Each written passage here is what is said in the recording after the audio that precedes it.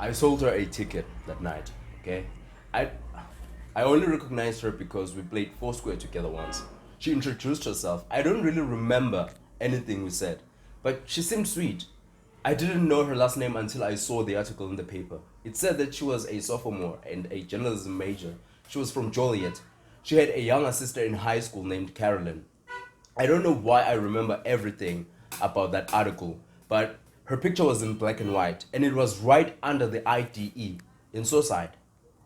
All right, okay. I don't know why I'm even telling you this. The picture was small. It didn't look like a high school picture or a school photo. It looked more like a candid shot. She was sort of smiling. She was sort of smiling, but somehow looked suspicious. I have a very vivid memory of her face. That night she seemed fine. She seemed friendly. She was smiling, and I couldn't have done anything different. I couldn't have known what she was feeling, all right? But I didn't ask, did I? And I just never knew anyone who died. My name is Sphokuhle Mlambo, and this monologue is from acaudition.com. It's titled like Dreaming Backwards. Thank you.